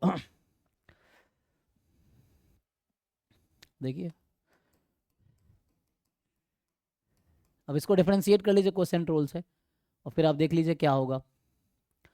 तो अभी के लिए अगर जैसे पोलर फॉर्म में इसको लिखने की कोशिश करें तो ये बनेगा R cube cos square theta sine theta upon R square, है जी। तो आर क्यूब से आर स्क्वायर कैंसिल करेंगे तो एक आर यहाँ बचेगा, और ये तो बाउंडेड क्वांटिटी है। तो कहने का मतलब ये है कि जब X Y will approach to very large number, है ना, ये बहुत एक्स या वाई में से कोई लार्ज होगा, कोई एक भी लार्ज होगा, तो उस केस में आर जो है, जो कि आप जानते हैं एक्स स्क्वायर प्लस, तो ये बहुत लार्ज होगा। तो large in the sense plus infinity, इनमें से कोई भी एक इन्फिनिटी को अप्रोच कर रहा है मान लो एक्स वाई में से, तो ये वैल्यू इन्फिनिटी को अप्रोच कर जाएगी। और आर अगर इन्फिनिटी को अप्रोच कर जाएगी मतलब एक्स वाई में से कोई एक्स हुआ ना, मान लो वाई ही ले लो, वहाँ पर क्यूबिक है, मतलब एक्स वाई दोनों लार्ज है लेट से, तो आर बहुत लार्ज हो जाएगा और उस केस में ये इन्फिनिटी को अप्रोच करेगा। वैसे भी देख सकते हो आप, न्यूमरेटर की डिग्री 3 है और डिनोमिनेटर की डिग्री 2 है, तो न्यूमरेटर इज डोमिनेटिंग, ठीक है ना। तो न्यूमरेटर विल डिसाइड, है ना, बाउंडेड होगा नॉट बाउंडेड होगा, क्योंकि डिनोमिनेटर हमेशा पॉजिटिव है। तो अगर न्यूमरेटर बहुत लार्ज वैल्यू है तो वो लार्ज इन्फिनिटी की तरफ ले जाएगी। तो एफ तो अनबाउंडेड है, ठीक है ना, वो यहाँ से भी दिख रहा है वैसे भी दिख रहा है। तो यहाँ ये बचा अभी R cos square theta sine theta. तो कहने का मतलब ये है कि थीटा आप कुछ भी ले लो, anything, theta belongs to R, anything you take, तो ये पार्ट बाउंडेड है। लेकिन आर जब बहुत लार्ज लोगे, मतलब एक्स वाई में X and Y both are large number, तो ये फंक्शन इन्फिनिटी की तरफ जाएगी जो कि अनबाउंडेड हो जाएगी। तो इसका मतलब है फंक्शन बाउंडेड तो नहीं है, तो ये बाउंडेड कह रहा है तो ये आउट हो गया। ये बोल रहा है दोनों बाउंडेड है तो ये भी आउट हो गया। अब बीसी में से आपको एक डिसाइड करना है, तो उसके लिए आपको पार्शियल डेरिवेटिव लिखना पड़ेगा। तो आप क्या करेंगे, एक्स के रेस्पेक्ट में डिफरेंशिएट कर लीजिए कोसेंट रूल लगा के, तो देखिए क्या आता है। तो बताइए क्या आएगा, बाउंडेड आ रहा है। आएगा ना, मतलब वो क्वाड्रेटिक अपन क्वाड्रेटिक आ जाएगा टाइप का ना, या सॉरी डिग्री 4 वाला आ जाएगा डिनोमिनेटर में ना, क्योंकि यहाँ डिनोमिनेटर तो आना है X square plus Y square का होल स्क्वायर, तो मतलब डिनोमिनेटर डिग्री 4 है, वहाँ न्यूमरेटर वाले टर्म की डिग्री कितनी आ रही है, 4 आ जाएगा। 4 ही आ जाएगी। ओके, तो उसमें से फिर आर गायब हो जाएगा, तो वो जो भी आएगा वो थीटा के टर्म में आएगा, साइन कॉस समथिंग आएगा, है ना। मतलब जब हम इसको पोलर फॉर्म में लिखेंगे तो आर गायब हो जाना है, कैंसिल हो जाएगा, 4 4 डिग्री आएगी। तो सिंपल कोसेंट रूल लगाइए आप लोग, मैं जो कह रहा हूँ आप लिख के देखो तो आपको इजीली समझ आएगा, है ना। तो क्योंकि एग्जाम में भी खुद ही लिखना पड़ेगा आपको, तो लिखोगे तभी तो समझ आएगा। तो इसको चेक करो, आर पावर है ना, तो पोलर में कन्वर्ट कर लो, जस्ट साइन कॉस में आएगा। इसका मतलब मैं कितना लार्ज एक्स वाई ले लूँ, आर फाइनाइट ही रहना है, क्योंकि मतलब ये फंक्शन फाइनाइट ही रहना है, क्योंकि इसमें आर है ही नहीं, तो मैं एक्स वाई कितना भी लार्ज लूँ उससे कोई फर्क नहीं पड़ेगा। थीटा हमारा 0 से 360 होगा, तो साइन कॉस बाउंडेड रहेगा, तो फंक्शन बाउंडेड रहेगी, ठीक है।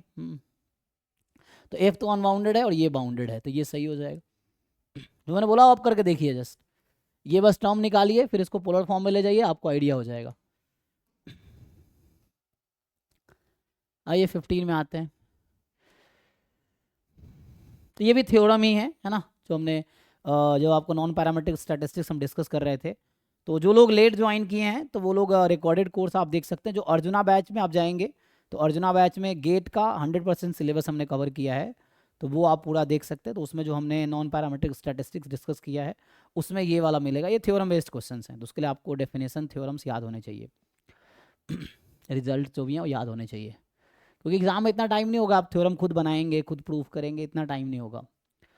सो जो मेमोरी बेस्ड क्वेश्चन है वो आपको याद रखना पड़ेगा, नहीं तो छोड़ना पड़ेगा फिर, नहीं तो आप गेस करके आइए। ये है so x1 x2 xn with a random sample from a distribution with CDF fx है।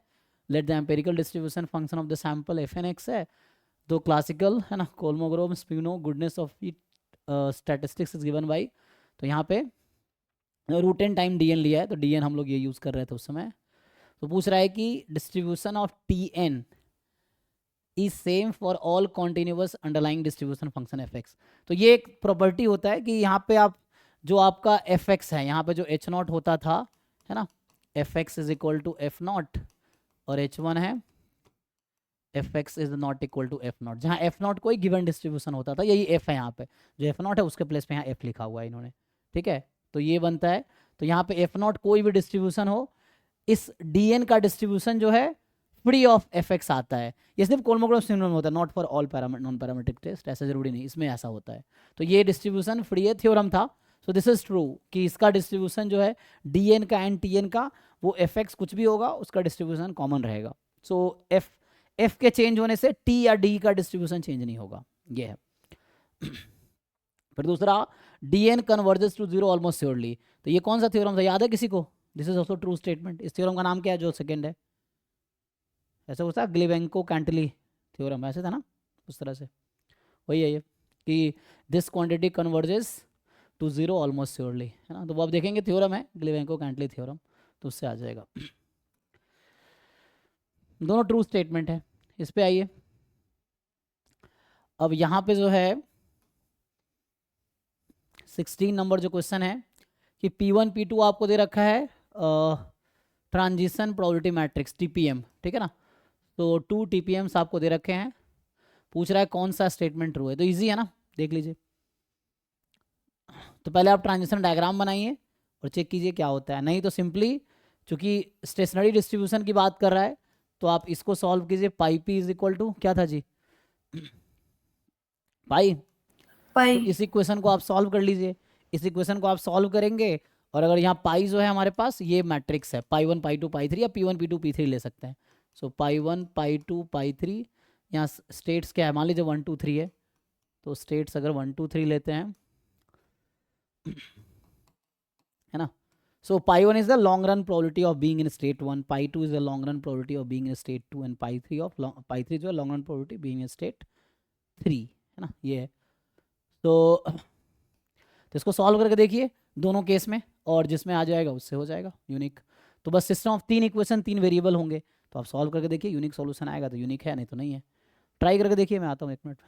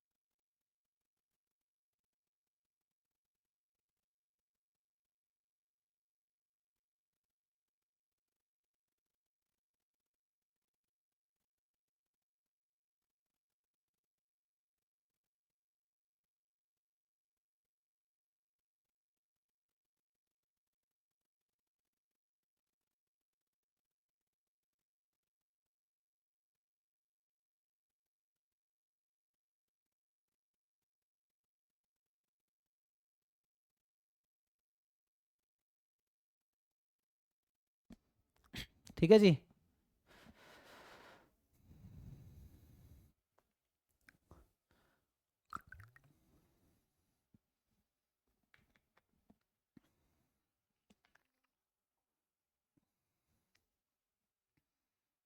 तो चेक करना किसका सोल्यूशन आता है।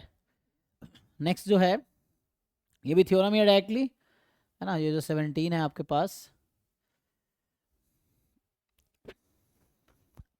चेक कीजिए। तो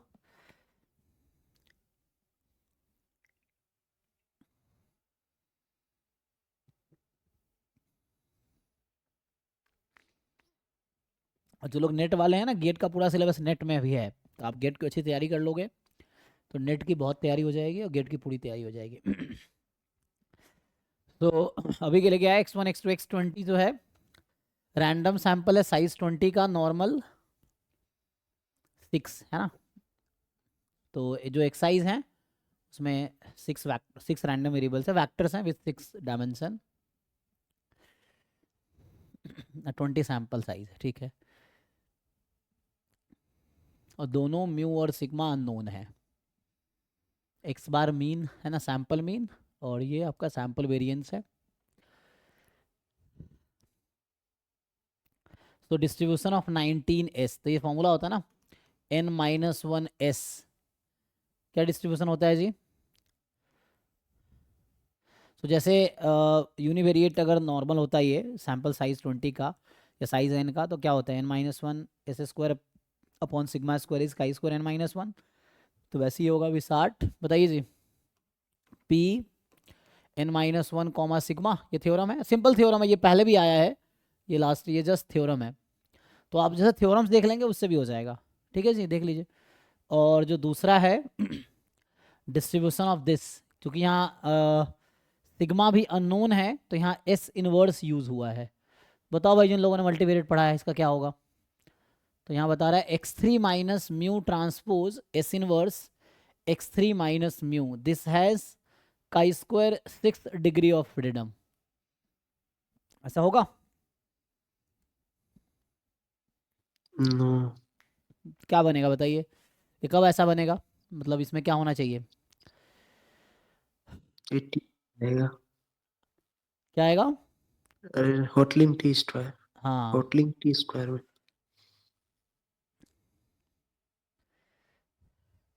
तो ईच एक्स आई के लिए हो जाएगा, एक्स बार होना चाहिए, तो एक्स बार होता तो फिर, अच्छा म्यू तो मीन इसका भी ना, x3 का भी तो है मीन, है ना।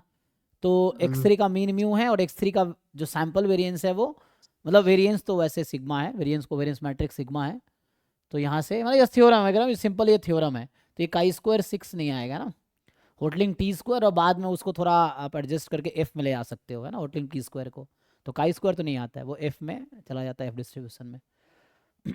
ठीक है, तो मैं दोनों थ्योरम है मैं कह रहा हूँ ना, तो ये ट्रू है और ये फॉल्स है, जैसा आप थ्योरम देख लीजिए उससे हो जाएगा।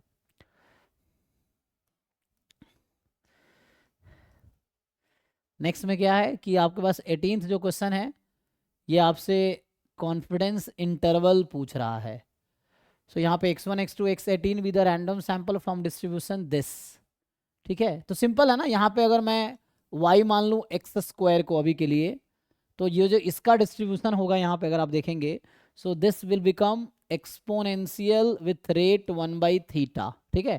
तो exponential with rate 1/θ mean theta हो जाएगा y जो है। और आपको फॉर्मूला ऑलरेडी पता होगा कि अगर मेरे पास सैंपल है y1 y2 yn from exponential 1/θ, तो है ना, ये हमने क्लास में डिराइव किया है कि व्हाट इज द मतलब 1 minus alpha percent confidence interval, sorry 100 1 minus alpha percent confidence या कॉन्फिडेंस कोएफिशिएंट 1 माइनस अल्फा है। सो 100 1 minus alpha percent confidence interval for theta in this distribution, ये क्लास में ड्राइव किया हुआ है, उसके साथ मैच कर लीजिए। और जहाँ y आएगा अभी y के टर्म में आप लिखिए, और जहाँ y होगा y की जगह एक्स स्क्वायर यूज करो, जस्ट उससे ऑप्शन मैच हो जाएगा। देखो तो ये सब क्लास है ना, क्लास नोट्स का सिंपल है, इसमें आ जाएगा आपके पास, तो चेक कीजिए क्या आता है। सो मैं ये कह रहा हूँ, अभी मैंने क्या लिखा था कि जो y है y एक्स स्क्वायर जो कि है एक्सपोनेंशियल विथ रेट 1/θ, तो जो y का PDF होगा यही है। तो ये दोनों टू साइडेड है ना, तो टू साइडेड कॉन्फिडेंस इंटरवल है। तो बताइए 100 1 minus alpha % confidence interval for theta, theta के लिए बात कर रहा है ना, ईज। तो अभी वाई के टर्म में बताइए आप लोग क्या आता है, याद है किसी को, देख के बताइए, क्योंकि एग्जाम में याद नहीं रहेगा तब भी कैसे करेंगे। तो इसमें हमने पाइवट क्वांटिटी कुछ बनाए थे, क्या बनाए थे याद है? तो इसका जो पाइवट क्वांटिटी आया था वो आया था यहाँ पे हो जाएगा 2 summation x square upon theta, pivot quantity. 2 summation, pivot quantity अच्छा पाइवट क्वांटिटी बात कर रहे हैं, समेशन 2, तो अभी मैं वाई की बात कर रहा हूँ, 2yi 2 अपॉन अपन थीटा, थीटा। ऐसा ना। ये आता है, फिर इसके अकॉर्डिंग आप ये इसका डिस्ट्रीब्यूशन क्या बनता है काई स्क्वायर में, का स्क्वायर 2n। तो काई स्क्वायर 2n, तो एक तो है ना, तो जो हमारा आएगा काई स्क्वायर 2n के टर्म में आएगा। तो जैसे अभी n क्या है मेरा, यहाँ सैम्पल साइज 18 है, यहाँ जो 18 है मेरे पास, तो ये जो पाइवट क्वांटिटी काई स्क्वायर 36 आएगा, तो 36 आएगा, जो भी आंसर होगा काई स्क्वायर 36 में ही आना है। तो जैसे ये और 18 वाला ये 36 ओके है, यहाँ 18 है, ये तो आउट हो जाएगा। यहाँ 36 ओके है, ये 18 है, ये भी आउट हो जाएगा। तो ए सी में से ए कोई एक, ऑप्शन हो जाएगा, ठीक ए है। ऑप्शन। हाँ, अब न्यूमरेटर कॉमन है, बस डिनोमिनेटर में कहाँ डिफरेंस है, 18, अच्छा ए सी में ना, न्यूमरेटर में 2 गायब कर दिया बस, ओके है ना। तो यहाँ देख रहा है अब 2 है, तो जस्ट जैसा क्लास में डिराइव किया था हमने, वही कर रहा हूँ, याद है ठीक है, नहीं तो डिराइव कीजिए, उसमें क्या था, डिराइव कैसे कर रहे थे कि प्रोबेबिलिटी क्यू जो होगा मोर देन इक्वल टू, है ना, यहाँ लिख रहे थे काई स्क्वायर, नोटेशन आप देख लीजिए क्या है, काई स्क्वायर एन अल्फा के आगे की प्रोबेबिलिटी अल्फा है, ये था। तो हम लोग क्लास में लिख रहे थे ना ऐसा, कि इस तरह से कोई दो नंबर है, सो हमें चाहिए 1 माइनस अल्फ़ा इधर, तो इधर अल्फ़ा बाई 2, इधर अल्फ़ा बाई 2, तो ये हो जाएगा chi square 2n alpha by 2, यहाँ होगा ये नंबर है काई स्क्वायर 2n पूरा, है ना, घटा देंगे तो 1 माइनस अल्फ़ा बाई 2, ये होगा उस तरह से। तो डिवाइड कर लीजिए आप, तो मतलब समहाउ 2 के टर्म में ही आना है ना, तो विदाउट 2 तो आएगा नहीं, तो ये ए सही हो जाएगा और ये आउट हो जाएगा, ठीक है। तो ड्राइव करके देख लीजिए आप, क्लास में ऑलरेडी करा रखा है।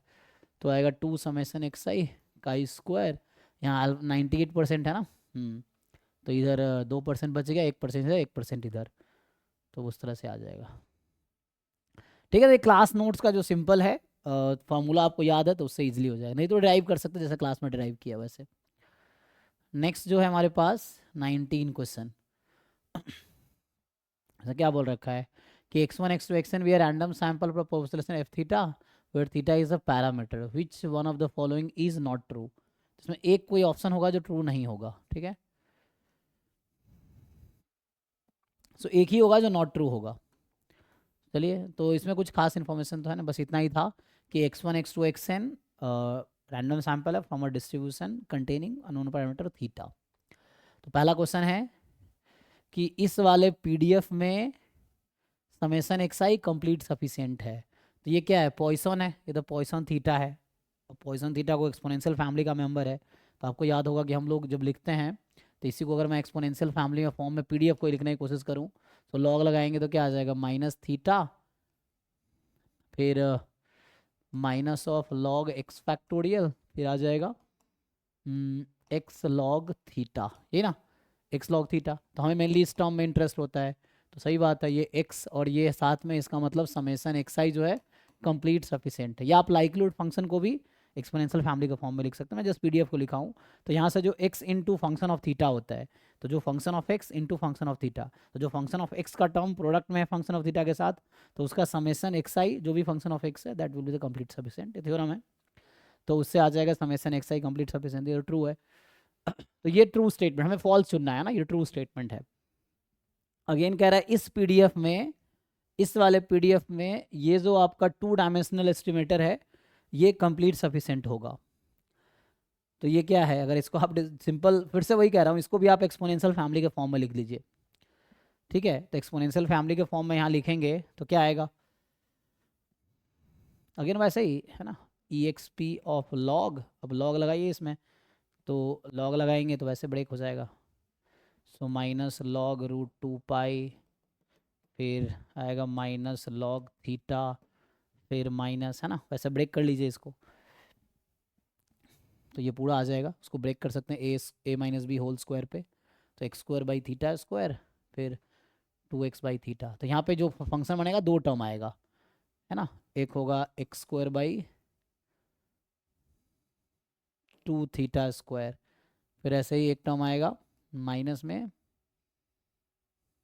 2 theta x by theta square, तो वो माइनस बाहर है तो प्लस कर देगा इसको, और लास्ट में आएगा theta square by 2 theta square जो कि -1/2 हो जाएगा। इस तरह से कुछ आएगा, हाँ, ब्रैकेट में। तो ये तो जस्ट फंक्शन ऑफ एक्स मान लो √2π है, ये फंक्शन ऑफ थीटा है, तो हमें उन टर्म में इंटरेस्ट है जहाँ एक्स और थीटा साथ में है। तो यहाँ पे है ना, तो एक्स आई और तो यहाँ पे समेसन एक्स आई और समेसन एक्स आई स्क्वायर, थ्योरम भी है कंप्लीट सफिशिएंट होता है यही जाके। अच्छा लेकिन यहाँ पे क्या है, सफिशिएंट तो होगा, कंप्लीट नहीं होगा, है ना, क्योंकि ये 2 डायमेंशन, यहाँ एक ही पैरामीटर है और वहाँ पे क्या हो रहा है, तो सफिशिएंट होगा, है ना, कंप्लीट नहीं होगा यहाँ पे वो, क्योंकि सिंगल के पैरामीटर एक्सपोनेंशियल फैमिली का कॉन्सेप्ट होता है ना, तो यहाँ 1 पैरामीटर एक्सपोनेंशियल फैमिली का मेंबर है ये, और तो वहाँ कंडीशन होता है ना कि जो हमारा होना चाहिए कि जो डायमेंशन है वो लेस देन इक्वल टू वो होने चाहिए नंबर ऑफ पैरामीटर्स, यहाँ डायमेंशन तो 2 आ गया, तो ये सफिशिएंट तो होगा बट कंप्लीट नहीं होगा, ठीक है। अब देखेंगे एक्सपोनेंशियल फैमिली का कंडीशन, तो वहाँ पे डायमेंशन के रेस्पेक्ट में कंडीशंस हैं। So dimension of the estimator can not exceed dimension of the number of मतलब नंबर ऑफ पैरामीटर्स। सो उस केस में ये सफिशिएंट तो है, कंप्लीट नहीं है, ये बोल रहा है कंप्लीट भी, यही फॉल्स स्टेटमेंट है, ठीक है जी। देख लीजिए, तो फॉल्स स्टेटमेंट मतलब ये ट्रू ऑप्शन है हमारा, फॉल्स पूछा था कौन सा नॉट ट्रू है, बाकी देख लीजिए। ये जो हमारे पास डिस्ट्रीब्यूशन है कहता है मोनोटोन लाइक्लीहुड रेशियो प्रॉपर्टी है, तो हमने ये पढ़ा हुआ है कि कोई भी डिस्ट्रीब्यूशन जो कि एक्सपोनेंशियल फैमिली का मेंबर है तो that will have monotone likelihood ratio property, और मोनोटोन लाइक्लीहुड रेशियो प्रॉपर्टी जो है हमेशा वो अपने सफिशिएंट एस्टिमेटर का टर्म में होता है, मतलब जैसे मोनोटोन लाइक्लीहुड रेशियो, तो जो लाइक्लीहुड रेशियो मोनोटोन होगा with respect to what, with respect to sufficient estimator, तो इसका आप सफिशिएंट एस्टिमेटर निकालिए, यही आएगा। तो ये ट्रू स्टेटमेंट है क्योंकि ये सफिशिएंट एस्टिमेटर इसका होगा और ये एक्सपोनेंशियल फैमिली का मेंबर है, तो it will have monotone likelihood ratio property, ठीक है। ऐसा नहीं कि एक्सपोनेंशियल फैमिली का मेंबर नहीं है तो नहीं होगा, तब भी हो सकता है, तो उसके लिए डेफिनेशन से आपको जाना पड़ेगा। बाकी मैं थ्योरम यूज़ कर रहा हूँ क्योंकि एक्सपोनेंशियल फैमिली का मेंबर है, तो डायरेक्टली थ्योरम है कि वो हमेशा that will have monotone likelihood ratio property with respect to या in complete insufficient estimator. Next क्या कह रहा है, ये आपका डिस्ट्रीब्यूशन ध्यान से देखो क्या है। सो एक्स का डिस्ट्रीब्यूशन है यूनिफॉर्म थीटा थीटा +1, ठीक है। So X I has this distribution, तो आप जानते हैं ये जो है एक्स आई माइनस थीटा क्या हो जाएगा, यूनिफॉर्म 0 1। तो जो भी लोकेशन फैमिली का मेंबर है, लोकेशन मेंबर क्यों बोल रहे हैं, क्योंकि इसका एक्स आई माइनस थीटा का डिस्ट्रीब्यूशन थीटा से फ्री हो गया, तो ये लोकेशन फैमिली का मेंबर है, और जो भी लोकेशन फैमिली का मेंबर है उसमें difference of any 2 order statistic is ancillary statistic, any 2 है ना, कोई भी 2 ऑर्डर स्टैटिस्टिक ले लो उसका डिफरेंस एंसिलरी होगा, तो ये भी होगा, तो ये भी ट्रू है। कोई डाउट है पूछिए, किसी को डाउट है तो हमें फॉल्स स्टेटमेंट चुनना था, तो B is the false statement, ठीक है। ये सब जनरल जो पूरा सिलेबस इन्होंने ढंग से कर लिया तो उनके लिए सब आसान है।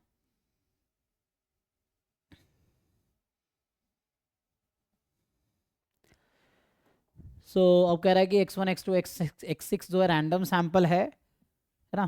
चलो अभी के लिए लास्ट क्वेश्चन ही होगा, कल आगे कंटिन्यू करेंगे। तो इसमें पूछ रहा है कि x1 x2 xn x6 random sample है साइज 6 का फ्रॉम बर्नौली थीटा। तो Bernoulli theta again exponential family का मेंबर है, और एक्सपोनेंशियल फैमिली के कोई भी डिस्ट्रीब्यूशन है तो उसमें ऑल्टरनेटिव जो हाइपोथेसिस है that will decide the critical reason, है ना, साइन कैसा होगा, मोर देन लेस देन, तो वो है। तो यहाँ क्या दे रखा है कि h0 is theta is half against h1 is theta is half, तो इसमें जो क्रिटिकल रीजन होगा t मोर देन k इस टाइप का होगा, जहाँ t क्या होगा, t is the sufficient estimator of theta. तो क्या बनता है समेशन एक्स आई, यहाँ बता ही रखा है, इसके टर्म में लिखना है, तो यहाँ क्रिटिकल रीजन आएगा summation X I more than equal to K, इस टाइप से, है ना, मोर देन इक्वल टू के। तो पूछ क्या रहा है पी वैल्यू, तो पी वैल्यू का फॉर्मूला क्या होता है कि यही तो वाई है ना, तो इसका जो डिस्ट्रीब्यूशन होगा y का ये होगा बाइनोमियल 6 कॉमा थीटा, है ना। तो क्या होता है y more than equal to k के जगह पे जब भी p वैल्यू निकालनी होती है आपको, तो जो क्रिटिकल पॉइंट है उसके प्लेस पे आपको observed value of test statistic use करना है। तो यहाँ पे समेशन एक्साई टेस्ट स्टैटिस्टिक है, तो उसकी ऑब्जर्व्ड वैल्यू यूज़ करो, वो भी आपको दे रखा है यहाँ पे, देखिए ऑब्जर्व्ड वैल्यू 4 है। तो 4 given under H not is true. तो ये सिंपल डेफिनिट फार्मूला है कि test statistics more than equal to observed value under H not is true. तो एच नॉट इज ट्रू, तो कहने का मतलब अब ये हो गया कि y इज बाइनोमियल 6 कॉमा 1/2। अब अगर ये है तो क्या मोर देन इक्वल टू 4 निकाल सकते हैं आप? तो निकालिए, 4 + 5 + 6 तीनों निकाल के ऐड कर लीजिए, ठीक है। ये तीनों फाइंड करो और ऐड करो, किसमें? बाइनोमियल 6 कॉमा हाफ में। तो ये आई थिंक ये तो हमने कई बार किया क्लास में, तो 11/32 आएगा, है ना, ये आता है। सर यहाँ अल्टरनेटिव हाइपोथेसिस में स्ट्रिक्टली ग्रेटर देन है, तो यहाँ इक्वल टू क्यों ले रहे हैं? हाँ कोई दिक्कत नहीं है, वो इक्वल टू आएगा बिकॉज ऑफ जो लाइक्लीहुड रेशियो टेस्ट है, जो थ्योरम है उसमें इक्वल टू भी है ना, जो आप जानते हैं। तो ऐसा नहीं है, यहाँ पे देखिए आपको पता है कभी भी ऑल्टरनेटिव में इक्वलिटी आएगा ही नहीं। आपने ऐसा कोई क्वेश्चन देखा है जहाँ पे ऑल्टरनेटिव है तो इक्वल आया होगा? कभी नहीं आएगा। एक रूल है कि equality will always be in null hypothesis. So कभी भी ऑल्टरनेटिव में इक्वलिटी आएगा ही नहीं। ऐसा कुछ क्वेश्चन आपने नहीं देखा होगा अभी तक जहाँ पे ऑल्टरनेटिव में इक्वलिटी लगा रखा हो, कहीं नहीं आएगा। मतलब बेसिकली हम एलआरटी के थ्रू जो है क्रिटिकल रीजन फाइंड आउट करेंगे, तब इसके हाँ, तब लाएंगे ना, कि और वो डायरेक्टली देख के। नहीं तो वो देख के, क्योंकि हमारा थ्योरम है तो मैं तो थ्योरम यूज कर रहा हूँ। जितने भी क्रिटिकल रीजन आप जानते हैं वो सब एलआरटी के थ्रू आया है, लेकिन हम डायरेक्ट क्यों यूज करें? क्योंकि हम थ्योरम है, और थ्योरम के प्रूफ में जाएंगे तो एलआरटी आएगा, ये है। तो मैं तो थ्योरम यूज कर रहा हूँ कि यहाँ मोर देन का साइन है इसलिए critical region more than equal to होगा, यहाँ लेस देन का साइन होता तो critical region less than equal to होता, ये है। तो बस लेस और मोर का जो रिलेशन है वो बता रहा है हमारा जो कार्लिन रूबिन थ्योरम था, है ना, वही कहता है। तो उसको यूज, क्योंकि जो एनपी लेमा है वो तो सिंपल वर्सेस सिंपल के लिए है, तो ये है। कहीं तो कहीं रिवर्स हो जाता है, जब एमएलआर इन माइनस थीटा में जाता है तो रिवर्स हो जाता है। एमएलआर यहाँ पे जब मैक्सिमम लाइक्लीहुड रेशियो प्रॉपर्टी अगर थीटा की जगह माइनस थीटा हो जाता है तो रिवर्स हो जाता हाँ, तो है यहाँ तो हम थीटा के इक्वेशन। रेस्पेक्ट में बात कर रहे हैं ना, तो हम फिर थीटा का हाँ, सफिशिएंट एस्टिमेटर देख रहे हैं। जैसे सपोज वो जैसे लाप्लास वाला हो गया कि माइनस एक्सपोनेंशियल ई के power minus mod x I divide by theta हो जाता है, तो वहाँ शायद रिवर्स हो जाता है। तो वो देखना पड़ेगा उसके मतलब रेस्पेक्ट में। एलआरटी से निकालना सेफ रहेगा ना? नहीं क्यों निकालना है हमें? इतना टाइम थोड़ी है, आप निकालेंगे आधा घंटा लग जाएगा आपको निकालने में, इतना आसान थोड़ी है, इतना टाइम थोड़ी है। एलआरटी क्यों लगाएंगे हम? एलआरटी में आपको कितना क्या करना पड़ेगा? L theta is equal to half upon L summation X I. MLE क्या होता है इसका? X bar. एमएलई क्या है एक्स थीटा का बर्नौली में? एक्स बार एक्स आएगा। बार आएगा, तो लगाइए एल एक्स बार। तो थीटा को एक बार हाफ रखिए एक्स बार, फिर सॉल्व कीजिए लेस देन इक्वल टू के। आप सॉल्व करेंगे तो यही निकल के आएगा। तो ये या तो ऐसा समझिए X bar more than equal to K आएगा, क्योंकि इसी को अगर मैं डिवाइड k1 बोल दो, यही चीज़ यहाँ बन के आएगी। लेकिन इतना टाइम थोड़ी है कि हम ये करते रहेंगे, एग्जाम में और भी तो क्वेश्चन होंगे। तो आपको सीधा सीधा कोई भी एक्सपोनेंशियल फैमिली का डिस्ट्रीब्यूशन है, सीधा सीधा आप कार्लिन रूबिन थ्योरम देखो क्या स्टेटमेंट है, या जो आगे थ्योरम है ना उसके बेस पे, मोनोटोन लाइक्लीहुड रेशियो प्रॉपर्टी के बेस पे है, तो उसके बेस पे हमारा आ जाएगा। यहाँ इक्वल टू कभी आएगा ही नहीं, लेकिन यहाँ हमेशा इक्वल टू रहेगा क्रिटिकल रीजन में, ठीक है। अब वो अलग बात है, कॉन्टिन्यूस में आप इक्वलिटी इग्नोर कर देंगे तो भी कोई दिक्कत नहीं है, डिस्क्रीट में दिक्कत होगी, लेकिन यहाँ पे हमेशा इक्वलिटी रहेगा। कॉन्टिन्यूस में कोई फर्क नहीं पड़ेगा, इक्वलिटी लिखो ना लिखो, डिस्क्रीट में लिखना पड़ेगा आपको।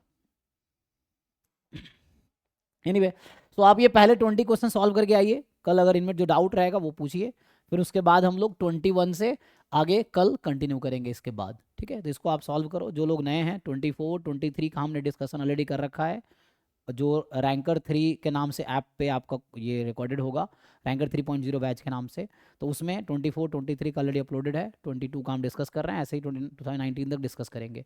और गेट का बहुत अच्छे से आपने सारे PYU कर लिए तो आपके बहुत सारे कॉन्सेप्ट क्लियर हो जाएंगे, जो नेट में भी हेल्प करेगा, ठीक है। तो अब यहीं स्टॉप करते हुए डाउट क्लास कंटिन्यू करेंगे। तो जिनको डाउट है आप पूछ सकते हैं, ठीक है। अभी कुछ भी डाउट पूछ सकते हैं, इसमें कोई रेस्ट्रिक्शन नहीं है।